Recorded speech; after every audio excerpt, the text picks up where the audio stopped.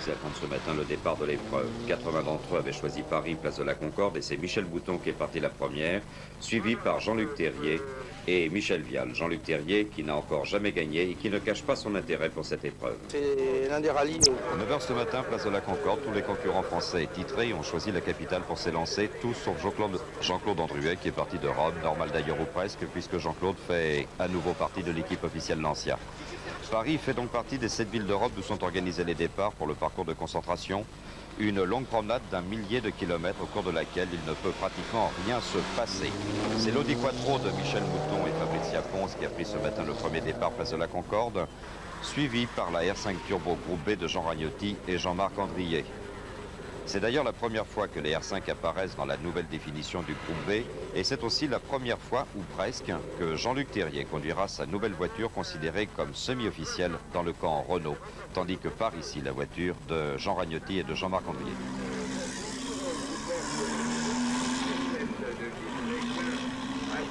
Les voitures, bon, étant donné les nouvelles homologations groupe B, ont été terminées, les deux, que ce soit celle de Jeannot, la mienne, celle de Bruno, dans les 48 dernières heures. Donc on a très peu roulé avec les voitures. On va travailler énormément dessus pendant la concentration afin de pouvoir les régler principalement sur le plan suspension. Mais je pense qu'avec celle de Jeannot, la différence est minime et on a, pour ainsi dire, la même voiture. Chacune des R5 les plus importantes, c'est-à-dire celle de Jean Ragnotti, la vôtre, celle de Bruno Sabi ou celle de Denis Novek, vont partir avec des assistances séparées. Est-ce que ça vous paraît une bonne solution? Moi, je ne pense pas. J'aurais préféré qu'on ait des assistances groupées, car en fin de compte, apportant nos assistances pour les 3 ou 4 voitures, on aurait permis d'avoir des points d'assistance beaucoup plus nombreux. C'est-à-dire qu'on aurait pu systématiquement, à tous les départs d'épreuve et à toutes les arrivées, être certain d'avoir une assistance. Que moi, finissant une spéciale, je serais tombé sur la mienne ou sur celle de Dany ou sur celle de Jean Ragnotti ou sur celle de Bruno, et on était sûr systématiquement d'avoir quelqu'un. Alors que là, faisant des assistances séparées, c'est absolument impossible d'avoir des voitures partout, car ça représenterait un nombre de personnes beaucoup trop important, et c'est sûr que là, il y a des endroits où bien, il va falloir faire les spéciales et être sûr de rien avoir, car à l'arrivée, ça va poser des problèmes. Enfin, tout de même, on se connaît bien, je pense qu'on n'est pas des frères ennemis, et si on a un problème et que notre assistance propre n'est pas là, je pense qu'on pourra aller chez les autres et qu'on sera bien reçu quand même. Enfin, pour mon cas, il n'y a aucun problème, les autres peuvent venir chez moi.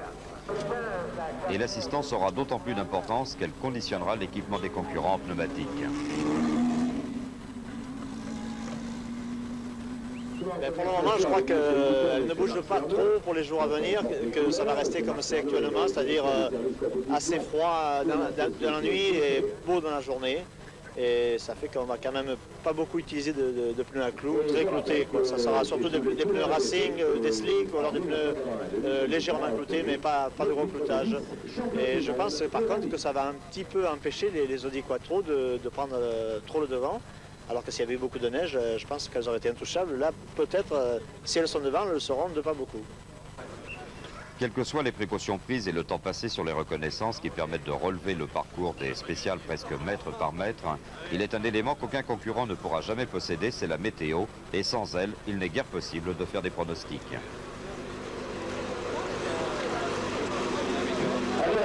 J'intéresse là tous les documents de ce rallye Monte-Carlo.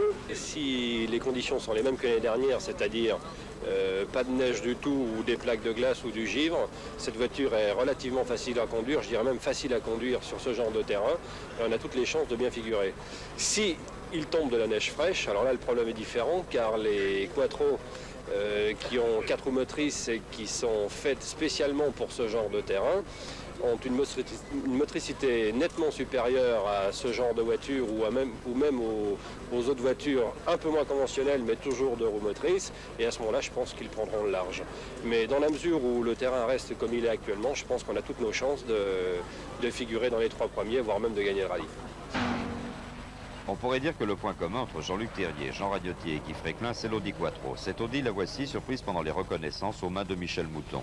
Vice-championne du monde des pilotes et au volant de la voiture championne du monde, Michèle Mouton n'a pas toujours eu beaucoup de chance au Monte-Carlo, une épreuve qui pourtant lui tient à cœur.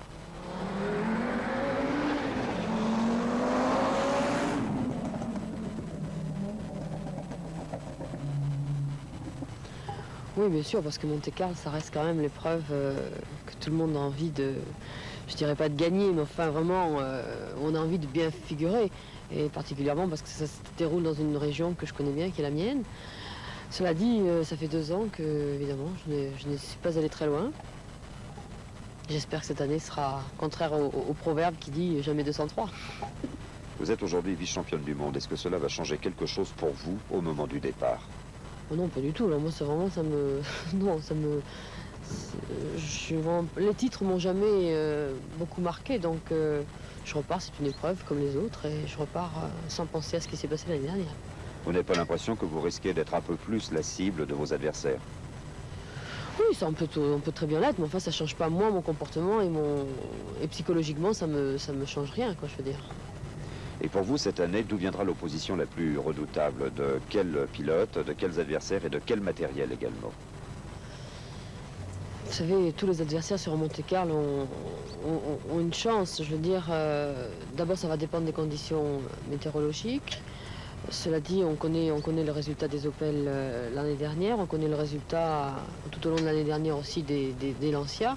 Et je crois que ces deux côtés-là, c'est certainement le plus gros danger.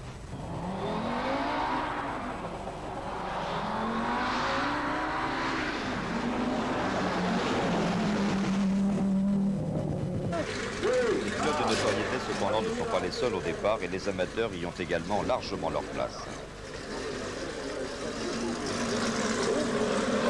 François-Xavier Turiot, est-ce qu'on peut toujours considérer que vous êtes un amateur? Complètement, toujours complètement. On a reconnu 3 week-ends. Malheureusement, on n'a pas trouvé de neige, mais on espère qu'elle va tomber, puis on va essayer de... Il faut aller au bout de toute façon. C'est ça votre ambition? L'ambition, c'est d'aller au bout. S'il y a de la neige, je pense qu'on est capable de finir dans les 40 premiers. Pourquoi avoir choisi de participer au rallye de Monte-Carlo? C'est la 4e fois qu'on le fait. Je l'ai fini une fois. L'année dernière, j'ai détruit ma voiture. Alors j'ai réussi à en racheter une. Et on repart. C'est tellement sympa comme ambiance. On rencontre beaucoup de gens. C'est vraiment formidable. C'est une opération qui revient à combien? C'est une opération qui revient... on n'ose même pas la chiffrer, mais c'est de l'ordre de 50 000 francs à peu près. Et là, je peux dire que je pars avec une voiture achetée à crédit. Alors, j'ai pas le droit de l'abîmer. C'est évidemment sous cet angle que ses concurrents redoutent le plus de voir la Quattro pendant 7 jours.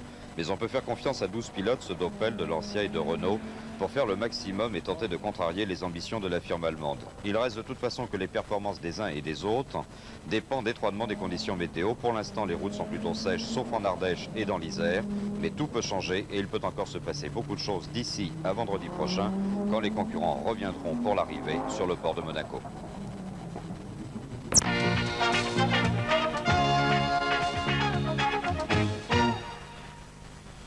Aujourd'hui, samedi 22 janvier, ils sont partis de Paris, de Monaco, de Lausanne ou de Rome. Ils sont plus de 250 équipages qui sillonnent l'Europe en ce moment pour converger demain vers Grenoble et la Chartreuse où débutent les premières épreuves spéciales chronométrées du rallye Monte-Carlo. La saison 82 s'est achevée fin novembre en Angleterre. Une nouvelle saison du championnat du monde des rallyes débute aujourd'hui même par cette grande classique de la compétition routière. Ici, on parle en termes de vitesse, de talent et d'habileté au long d'un parcours qui s'étend sur une semaine complète, 4500 km, dont 800 sous la sanction du chronomètre. Opel a gagné l'an passé. Cette année, la firme allemande engage un vice-champion du monde, c'est Freiklin, un pur sang, Henri Toivonen, et un vrai champion du monde, Harry Vatanen, tous trois sur Opel Ascona 400. Pas de chance, à l'issue de plusieurs semaines de reconnaissance sur des routes uniformément sèches, la neige s'est mise à tomber et demandez à Vatanen ce qu'il pense de la neige. C'est très bien pour faire des bonhommes de neige ou des batailles de boules de neige. Mais pour nos voitures, j'aurais préféré conduire dans les conditions de l'an passé, c'est-à-dire sur l'asphalte. Vous savez, il y a des 4 roues motrices dans ce rallye. Enfin, nous verrons bien. Faute de n'avoir pu homologuer cette Manta en groupe B, car elle n'a pas été construite en nombre suffisant, il en faut 200 exemplaires, Opel recommence donc une saison avec l'Ascona 400, celle qui permit à Rorl d'être champion du monde des rallyes l'an passé. Ceci présente certains avantages. L'Ascona est une voiture très fiable et surtout très agréable à conduire. C'est un atout qui n'est pas négligeable sur une épreuve de longue haleine comme le rallye Monte-Carlo. En revanche, la motricité sur la glisse n'est pas son point fort, car il s'agit d'une voiture conventionnelle, comme d'ailleurs la Datsun 240 RS que conduira Timo Salonen.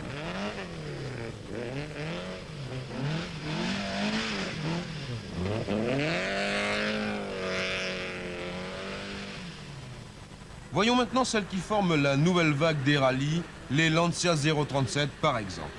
Dans cette équipe, on a respecté la tradition en s'assurant le concours de quelques-uns des meilleurs volants du monde. On a fait appel à Walter Röhrl, 2 fois champion du monde, à Markku Alén, le plus méridional des Finlandais volants, et à Jean-Claude Andruet, dont on connaît l'affection pour le rallye Monte-Carlo.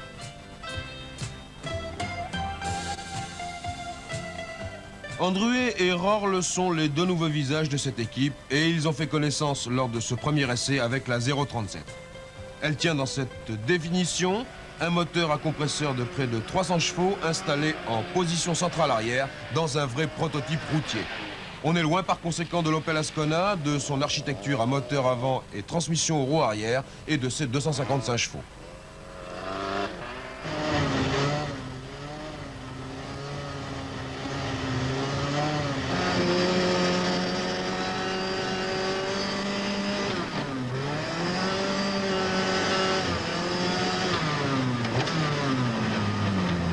À l'évidence, la Lancia 037 est très proche d'une voiture de circuit. Écoutez ce qu'en disent Markku Alén et Jean-Claude Andruet. C'est une voiture de piste très rapide avec un excellent comportement. Vous savez, quand il y a comme ça, il n'y a pas de neige sur les routes de montagne, il y a quand même toujours des coins d'humidité qui gèlent la nuit et qui donc forment des plaques de verglas, de glace, et ça c'est toujours très dangereux, quoi. C'est un peu la roulette russe, et ça c'est dur pour le moral. En tout cas, même si elle ne paraît pas à son aise dans ses miaulements de compresseurs sur ce circuit de glace, la Lancia sera l'une des voitures les plus compétitives de ce rallye Monte-Carlo, ne serait-ce que par l'excellente infrastructure de l'équipe Lancia, forte d'une très longue expérience de la compétition routière internationale.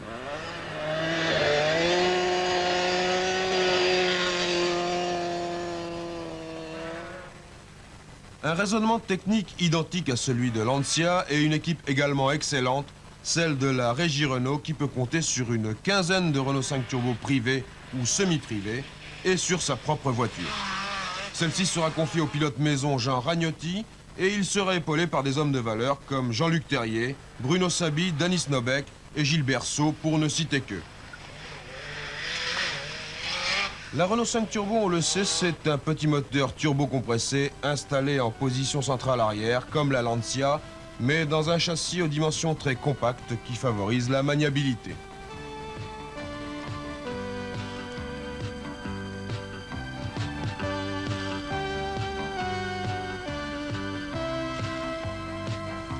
Et puis, en évoluant du groupe 4 dans lequel elle était homologuée l'an passé au groupe B auquel elle appartient cette année, la Renault 5 Turbo a été sensiblement modifiée. Le type Tour de Corse qui disputera la saison 83 a reçu notamment un train avant élargi qui permet d'aligner les roues avant sur les roues arrière et quelques nouveaux détails qui concernent les freins, le bouclier avant et l'environnement du moteur. Celui-ci développe 265 chevaux. Pour Ragnotti et son équipier Andrier, les progrès enregistrés par la R5 sont très nets.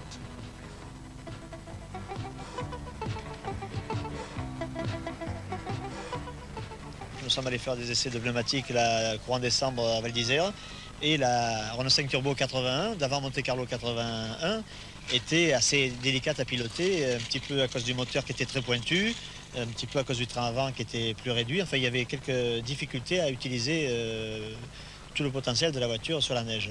Et là, maintenant, il y a eu de gros progrès de fait de ce côté-là. Par le moteur, vous avez 265 chevaux seulement. Pour quelle raison? Bien là, depuis le KTM Alpin 82 et Tour de Corse 82, nous sommes redescendus en puissance d'une quinzaine de chevaux par rapport à 81. Parce que donc, comme ce moteur était un petit peu pas assez souple à notre goût, nous avons amélioré la souplesse et nous avons perdu un petit peu de chevaux, mais au profit donc de la souplesse et d'une utilisation plus complète à tous les régimes du moteur. Et je ne pense pas que ces 15 chevaux influencent beaucoup sur le rendement de la voiture. Jean-Marc Andrier, à Monte-Carlo, il faut toujours parler météo. Alors, quelle est la météo que vous souhaitez pour les Renault 5 Turbo? Il est évident qu'il y a des concurrents qui souhaitent la neige absolument, ce sont les Audi Quattro. Donc on pourrait penser que nous souhaitons une météo plus clémente. Mais en fait, je crois que ça sera difficile d'avoir un Monte-Carlo tout sec. Et je crois que nous, finalement, on ne serait pas contre un Monte-Carlo mixte qui nous permettrait de nous situer à peu près à cheval, à condition évidemment que les Quattro ne prennent pas trop d'avance sur la neige. Naturellement, ces qualités de tenue de route, doublées d'une fabuleuse agilité, confèrent à la Renault le comportement d'une véritable monoplace. Regardez-la dévorer les routes de l'arrière-pays niçois la semaine dernière, où, vous le remarquez, il n'y avait pas la moindre trace de neige. Et ceci nous ramène à la seule inconnue de ce 51e rallye Monte-Carlo, les conditions météorologiques qui, comme chaque année, déterminent le choix des pneumatiques et bien sûr les conditions de route.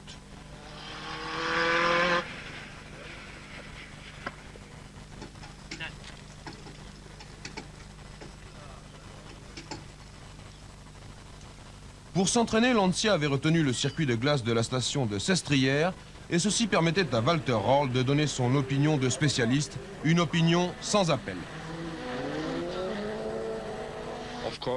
Bien sûr, nous souhaitons des routes bien sèches. S'il neige, il ne sera pas question d'aller chercher les Quattro. Nous nous mesurons seulement aux Renault et puis aux Opel.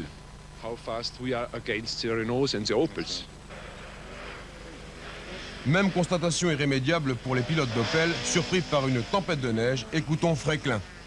C'est une voiture qui a un comportement fantastique sur le goudron, elle est très bien équilibrée. Par contre, il vient de neiger et pour le Monte-Carlo, on aurait préféré que ce soit tout sec.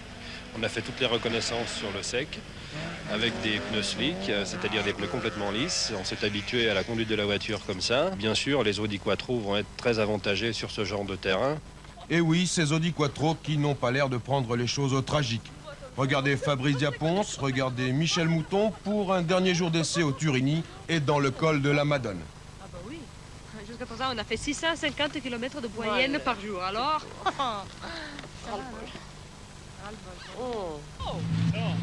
Et puis aux côtés de Michel Mouton et du Finlandais Anu Mikkola, Audi a complété son équipe avec le Suédois Blomqvist, en qui tout le monde s'accorde à voir le futur champion du monde 83. Un redoutable trio, par conséquent, avec des Quattro encore plus performantes et qui, grâce à une nouvelle monte de pneumatiques, serait, paraît-il, imbattable. Les Audi ont conquis le titre mondial des constructeurs l'an passé. Eh bien, on est de plein pied aujourd'hui dans l'ère des 4 roues motrices. Sérénité par conséquent dans le clan Audi. Regardez Michel Mouton et Fabrice Diaponce, puis Blomqvist et Sederberg. Ils effectuent le dernier passage, les dernières vérifications de leurs notes de parcours. Gauche 85, très très long. Droite pour gauche 115.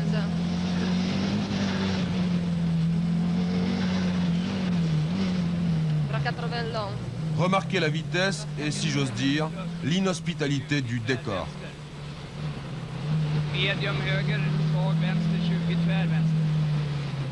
Svag höger, svag vänster, 52 höger. Alors, qui gagnera le rallye Monte-Carlo? Vous avez en main presque tous les éléments pour le deviner. Il vous en manque un, la conclusion de Michel Mouton. Je crois que l'année dernière, les voitures conventionnelles ont été quand même un petit peu gâtées avec Monte-Carlo puisqu'il n'y avait pas de neige du tout. Et cette année, il faudrait que les Audi Quattro soient un peu avantagés, c'est-à-dire que nous attendons la neige. Le problème, c'est que toutes les reconnaissances sont terminées, sans neige. Et je sais qu'il a neigé dans Grenoble, il y a Grenoble hier, mais moi je suis déjà passé dans cette région. Conclusion, on n'aura pas eu d'entraînement et puis je crois que ça va pas changer tellement les notes parce que tout le monde sera à la même enseigne pratiquement, mais je crois qu'il va falloir improviser quand même beaucoup. Il est évident que les 250 concurrents qui ont rallié Grenoble ce matin n'ont pas tous les mêmes chances de l'emporter. On peut d'ailleurs limiter, il y a une quinzaine, ceux qui ont des chances réelles de s'imposer, quelle que soit la météo et quelle que soit l'évolution de l'état des routes. Walter Röhrl et sa Lancia figurent évidemment parmi les favoris. L'Allemand est champion du monde en titre et il a déjà gagné 2 fois le Monte-Carlo. En revanche, victime d'une panne il y a 2 ans et d'une sortie de route l'an dernier, Michel Mouton court après un succès qui pourtant lui tient à cœur puisqu'elle est de la région. De plus, vice-championne du monde des rallyes, elle conduit la voiture qui a remporté le titre mondial des marques, une alliance qui autorise la confiance, même avec les réserves d'usage. Ça sera difficile et je crois que... Mais la voiture a évolué, c'est certain. Il faut quand même pas oublier aussi qu'on a changé de pneumatique. Je crois que ça va nous aider peut-être un petit peu aussi. En tout cas, si on se rend compte l'année dernière, les résultats entre Mikola et Rohr l'année dernière étaient quand même, les temps étaient très proches. On n'oubliera pas non plus les R5 quand même, hein. Les Renault, je crois qu'elles vont aussi être très très à l'aise et ça sera difficile, mais enfin ça sera intéressant. Michèle Mouton possède suffisamment d'atouts pour envisager sérieusement le succès. Mais derrière les vedettes comme elle, qui font la course en tête et qui disposent de moyens énormes pour parvenir à la victoire, il y a le peloton de ceux qui partent pour se faire plaisir et pour lesquels il importe avant tout de dénicher un financement. Et pour cela, la chasse aux sponsors est ouverte 12 mois sur 12. Moi, ça fait 3 mois que je chasse pour le Rallye Monte-Carlo. J'ai traîné dans le salon de l'automobile, j'ai traîné partout, j'ai appelé partout. Et en définitive, on a trouvé quelques aides, mais c'est loin de couvrir tous les frais. D'une manière générale, comment êtes-vous reçu quand vous vous présentez? On est relativement bien reçu. Et je crois que les gens aiment bien qu'on fasse de la compétition automobile, qu'on fasse des grands rallyes, des choses comme ça. On est bien reçu. Mais après, il y a une concurrence, il y a une grosse concurrence avec le Paris-Dakar, entre autres, qui, à mon avis, enfin, je ne veux rien dire là-dessus, il y a une concurrence avec la voile, maintenant, et c'est relativement difficile à trouver. Et est-ce que les bourses se délient facilement? Pas très facilement. Il faut vraiment... moi, j'offre ma voiture dans des salons, dans des grandes surfaces, je fais tout pour contenter les gens qui nous aident, parce qu'il faut qu'il y ait un aller-retour. Il ne faut pas prendre l'argent, il faut vraiment rapporter autant aux sponsors. Purs amateurs ou super professionnels, ils sont donc arrivés à Grenoble ce matin au terme d'un parcours de concentration d'1 millier de kilomètres qui a pour seul but d'évoquer la tradition. C'est ce soir que vont commencer les choses sérieuses avec le parcours de classement agrémenté de 6 spéciales qui mèneront les concurrents. Actuellement, ces concurrents sont réunis à Grenoble. Ils vont disputer 6 épreuves spéciales durant la nuit avant d'atteindre demain matin Monaco. Sur la neige comme sur le sable, le combat entre les 4 roues motrices et les 2 roues motrices est inégal. Les Audi Quattro à 4 roues motrices et un moteur turbo sont super favorites, surtout s'il y a de la neige, avec Michèle Mouton, Mikola et Blomqvist. Pour l'instant, les routes sont sèches, ce qui ne déplaît pas aux pilotes de chez Renault, ici Jean Ragnotti, mais aussi Terrier, Saby et Snowbeck. Autres favoris, les Lancia de Allen, Roll et du français Andruet, les Opel de Vatainen et de Guy Fréclin, arrivés du rallye vendredi prochain. Succès et contestation, les rallyes se suivent et se ressemblent. Après le Paris-Dakar, c'est au tour du Monte-Carlo d'être victime de son succès. La 6e épreuve spéciale au col de Miolans a été annulée. Raison officielle, trop de monde le long de la route. Raison officieuse, un barrage de gendarmerie n'aurait pas fonctionné et le col aurait été bouché par les voitures des spectateurs. Résultat, tout le monde est mécontent, mais la course, elle, continue, avec une lutte à 3 opposant Audi Quattro, Opel Ascona et Lancia Rally. Les Renault 5 Turbo, victimes de plusieurs incidents, auront maintenant beaucoup de mal à refaire surface. Au classement individuel, c'est le Suédois Blomqvist, vous l'avez dit, qui est en tête devant Guy Fréclin à 10 secondes.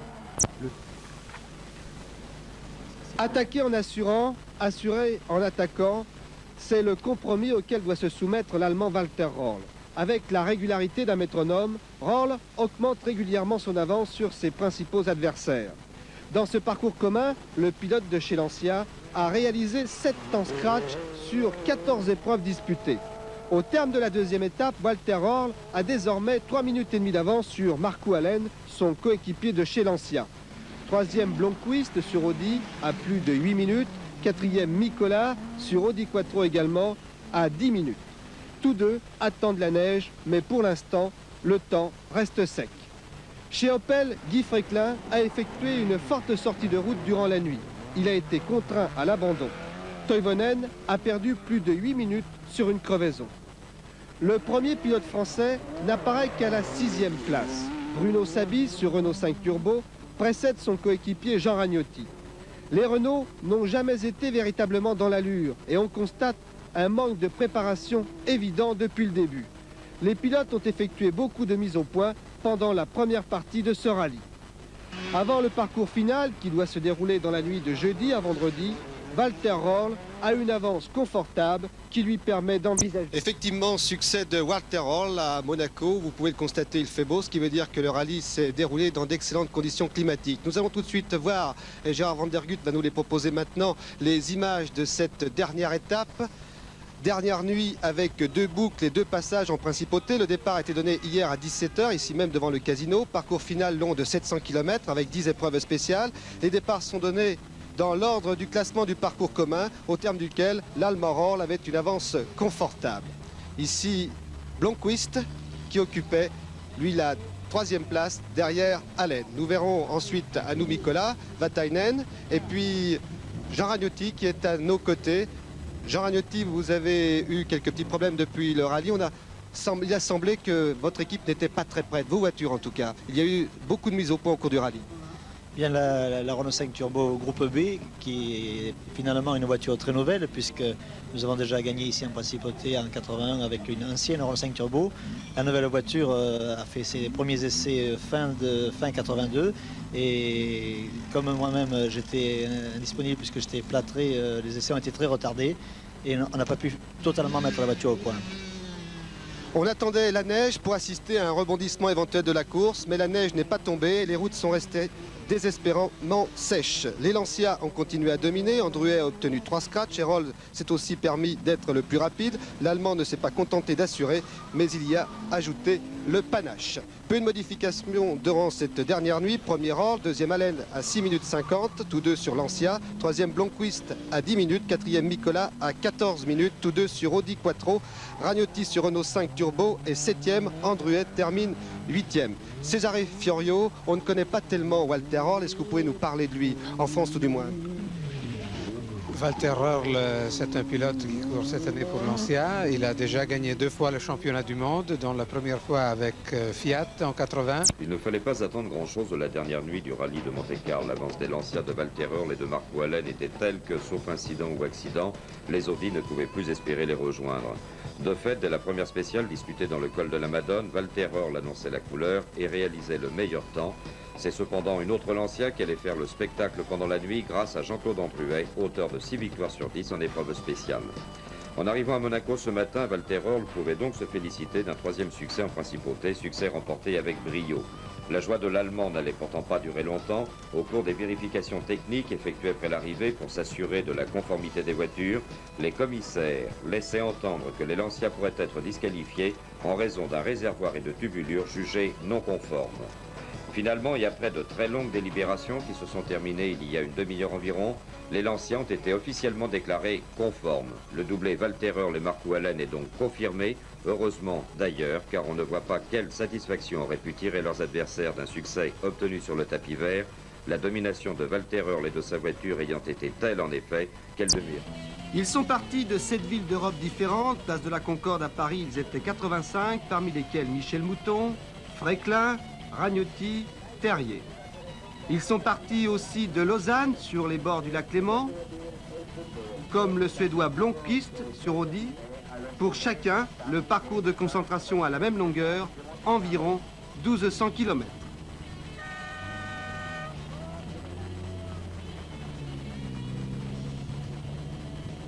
Ils sont partis également de Rome, en particulier l'équipe Lancia, avec Röhrl, Allen, Andruet. Sur 250 équipages au départ, on peut recenser une trentaine de professionnels, de pilotes d'usine et plus de 200 amateurs qu'il ne faut pas oublier. Pour Monte-Carlo en tant qu'amateur, il nous faut à peu près un budget de 40 000 francs pour faire Monte-Carlo, en tirant au maximum sur les pneus, sur les reconnaissances et sur le train de vie qu'on peut mener en reconnaissance et pendant la course. C'est donc plus facile à faire que le Paris-Dakar? Ah, je pense, oui. Je pense qu'il y a beaucoup moins d'improvisation à Monte-Carlo que Paris-Dakar. Et pour ma part, l'improvisation, j'aime pas trop. Quel est le but recherché pour les amateurs? Oh, mon but, c'est d'arriver à Monte-Carlo et de participer à la dernière nuit du Monte-Carlo, comme j'ai pu le faire il y a 2 ans. Donc terminé simplement? Ah, terminé, oui. Une bonne place, mais terminé. Le parcours de classement s'est déroulé entre Grenoble et Monaco de nuit. Longue de 630 km, cette première étape comportait 5 épreuves spéciales, en particulier dans le massif de la Chartreuse. Sur une alternance de route sèche et verglacée, Blomqvist sur Audi va prendre la tête, devant Fréquelin sur Opel à 10 secondes, troisième Rorn sur Lancia à 7 secondes, quatrième Andruet à 59 secondes. Jean-Luc Terrier fut le premier à réaliser le temps scratch. Il sera également le premier éliminé, boîte de vitesse cassée. Opposés à des problèmes de tenue de route, les Renault 5 Turbo de Ragnotti, Saby et Snobek vont être déjà distancés.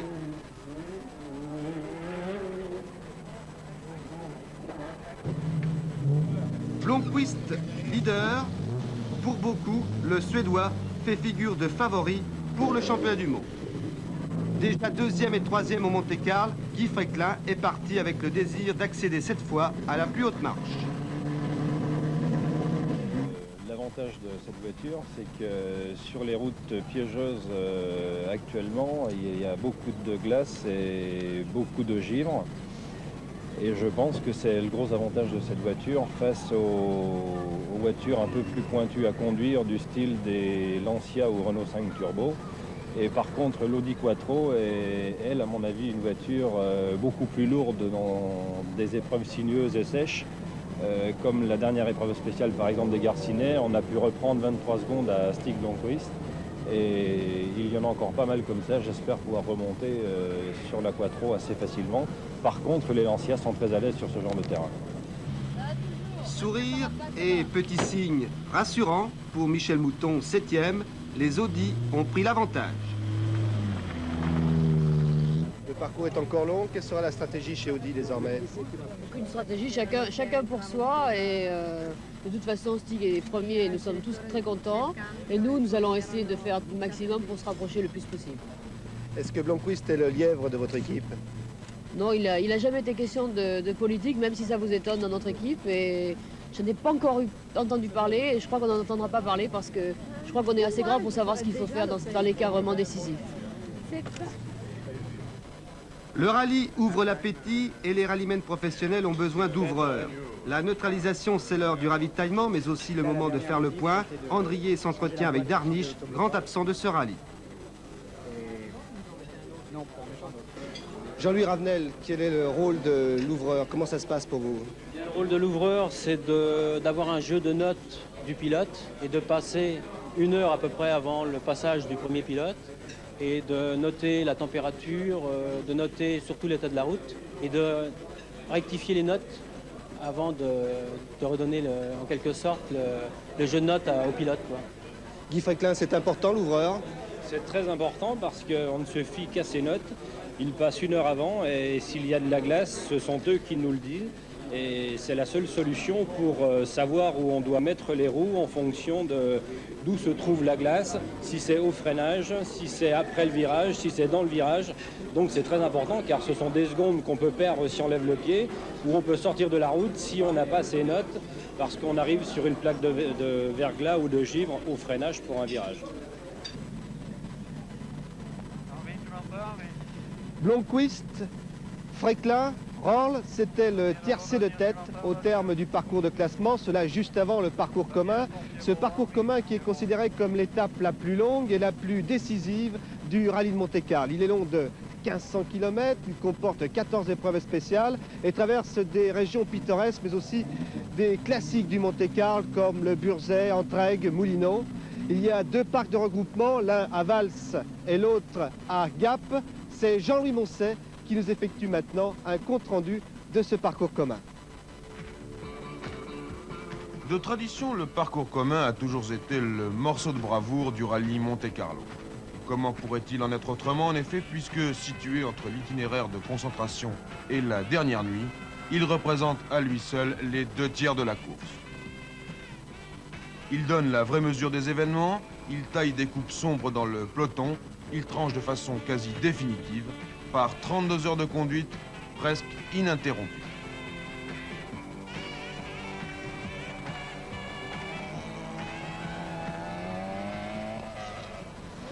Au terme du parcours de classement, 3 hommes s'étaient placés aux avant-postes de la course dans un écart de 16 petites secondes, chacun des 3 ayant différentes tactiques et différents moyens d'envisager l'avenir.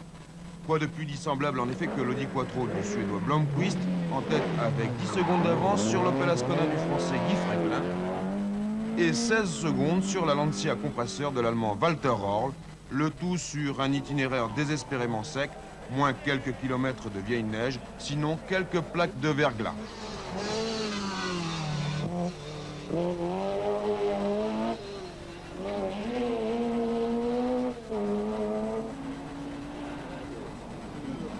Derrière Blomqvist, Fréquelin et Röhrl, on comptait déjà des écarts importants et même carrément désespérés. 2 minutes 53 secondes pour Mikola, 3 minutes 03 pour Michel Mouton, plus de 4 minutes et demie pour Agnotti à l'issue du parcours de classement, c'était déjà irrémédiable. Audi, Opel et Lancia ayant avancé leur pion, quelles étaient pour chacune de ces trois marques les chances d'effectuer une prestation de valeur dans le commun? Au compte des Audi, il y avait un moteur suralimenté de plus de 320 chevaux et 4 roues motrices efficaces en cas de neige ou de glace. Avantage des Opel, un moteur simple et éprouvé, 2 roues arrière motrices, c'est-à-dire une grande facilité de conduite. Avantage des Lancia, un châssis simple et léger autour d'un moteur installé en position centrale arrière, le tout favorisant une très grande maniabilité. Voyons maintenant les défauts. Pour l'Audi, un gros gabarit, pour l'Opel, une conception dépassée, pour Lancia, une fiabilité précaire. Pourtant, les adversaires de Lancia n'ont-ils pas trop compté sur cet éventuel défaut de fiabilité?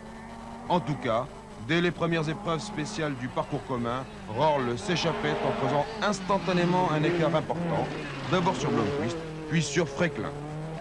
Le champion du monde avait les moyens de briller, il n'a pas manqué pareille occasion, il a signé un chef-d'œuvre. Qui est le plus dangereux pour vous, Allen ou Blomqvist? Je pense que c'est Marco. Stig est trop loin, il n'y a pas de neige, c'est difficile pour lui. Quelle sera votre tactique? Une tactique, si Marco va vite, je dois aller vite. S'il ralentit, je ralentirai. Pas de neige pour le parcours final, c'est bien pour vous? Oui, bien sûr, mais même s'il y a de la neige, ce ne sera pas mauvais. On pourra quand même rouler vite. Qu'est-ce qui est le plus difficile maintenant? Gagner, bien sûr. Derrière Röhrl, 2 autres pilotes parvinrent à répliquer, Andruet et Allen, qui ne sont ni plus ni moins que les équipiers de l'Allemand. L'écurie Lancia s'est donc taillé la part du lion, même si Andruet devait par la suite ralentir. Cesare Fiorio pouvait envisager le parcours final avec sérénité. Jean-Claude, il avait fait une course splendide jusque-là. On comptait beaucoup sur ce qu'il allait faire pendant le restant du rallye. Malheureusement, son compresseur s'est cassé et on a dû le substituer. Ça a pris pas mal de temps. C'est une opération qui n'est pas très simple parce qu'il faut refaire tous les réglages. Et finalement, ça lui a coûté 5 minutes dans la spéciale, 12 minutes au contrôle horaire et encore 2 minutes dans la spéciale suivante. C'est-à-dire qu'il a perdu environ 20 minutes. Est-ce que ce résultat provisoire des Lancia vous conforte dans votre opinion des 2 roues motrices? Et est-ce que vous pensez éventuellement un jour à des 4 roues motrices? Mais j'ai toujours soutenu que c'est pas seulement les 4 roues motrices qui font une voiture gagnante dans les rallyes. Dans les rallyes, il faut beaucoup d'ingrédients. Il faut une voiture fiable d'abord, simple pour intervenir mécaniquement, légère et maniable. Et évidemment, on a bien besoin de la traction, surtout dans certaines conditions d'adhérence comme la neige ou la boue. Alors évidemment, une 4 roues motrices a des grands avantages dans ces conditions, c'est-à-dire neige, glace ou boue. Mais par contre, telle qu'elle est conçue aujourd'hui, nous pensons qu'une 2 roues motrices sur l'asphalte ou sur la terre rapide, belle, est encore une solution qui peut gagner, surtout si on court avec le même genre de puissance. Walter Röhrl abordait la dernière nuit du rallye avec 3 minutes et 25 secondes d'avance sur son équipier Allen et plus de 8 minutes sur l'Audi Quattro de Blomqvist. Chez Audi, on cherchait surtout à limiter les dégâts. Manifestement, les conditions météorologiques exceptionnellement douces avaient encore une fois joué un bien mauvais tour à l'équipe allemande. Blomqvist et Mikola n'eurent pas le loisir d'exprimer leur talent, pourtant très grand. Michel Mouton lança une contre-offensive, mais elle la paya très cher.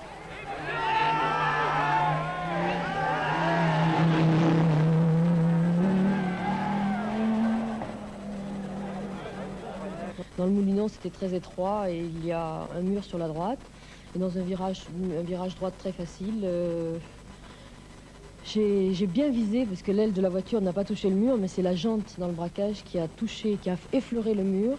Et évidemment, avec la vitesse à laquelle j'allais, parce que j'étais vraiment motivée et j'attaquais très fort, eh bien, je suis partie directement. Ça m'a propulsé carrément de l'autre côté de la route. Et comme il y avait un mur, eh bien, il n'y avait pas d'autre échappatoire que s'arrêter là. Michel, 3 rallyes avec Audi, 3 rallyes Monte-Carlo avec Audi, 3 rendez-vous manqués. 3 rendez-vous manqués, ben oui, j'ai fini la série parce qu'on dit toujours jamais 203. Ben voilà, j'ai prouvé que jamais 203 ça existe. J'espère que ça sera la dernière.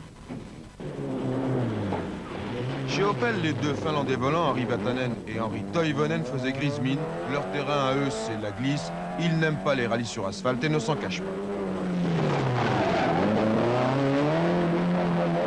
Guy Fréquelin, en revanche, avait raison de jouer sa carte. Il résistait bien à Rorl, trop bien même. Guy, vous avez eu une première alerte, vous êtes déjà une première fois sorti de la route presque violemment, puis la deuxième fois... Non, la troisième fois. C'était dans la descente du col de l'Arzelier. Une épreuve très rapide de Saint-Michel-les-Portes et Jean-François annonçait les notes normalement. Malheureusement, il y a tellement de notes annoncées à cet endroit-là que la note de glace n'est pas tombée au bon moment et je n'ai pas pu freiner suffisamment tôt pour ralentir suffisamment la voiture parce que la glace est à l'entrée du virage au freinage. On est parti en travers, on a touché un petit arbuste qui nous a fait pivoter, on est tombé 2 mètres en contrebas et impossible de remettre la voiture sur la route. Fréquelin sorti, Ragnotti englué dans ses problèmes. Le premier Français à être bien classé dans ce parcours commun, Bruno Sabi, qui rallia Monaco en 6e position. Le Grenoblois, que l'on peut qualifier de pilote privé, fait par conséquent le rescapé du naufrage, provisoire on l'espère, des Renault 5 Turbo.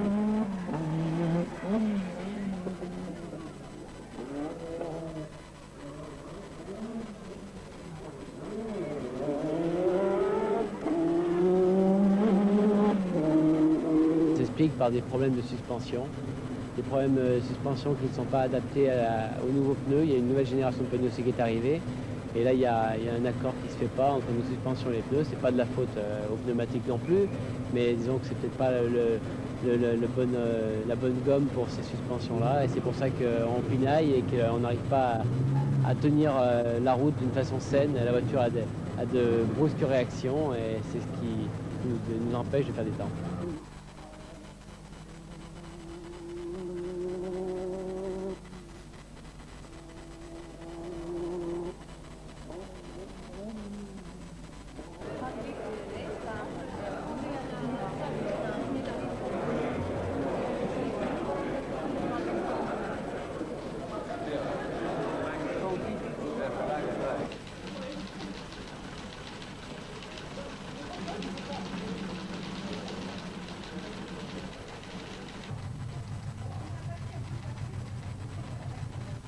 Nous sommes toujours à la permanence du rallye. Après la salle de presse, nous voici à la porte, si je puis dire, d'un accès strictement interdit. Il s'agit du PC de la course et c'est tellement interdit d'ailleurs qu'une carte magnétique est nécessaire pour y pénétrer. Voilà, apparemment tout marche bien. Merci Monsieur Sobra pour ce privilège. Et nous découvrons ce que l'on peut appeler le centre nodal du rallye de Monte-Carlo, le PC de la course, avec différentes parties dans ce PC. Tout d'abord, celle qui concerne les informations concernant les concurrents. C'est là que sont réunis en particulier les temps.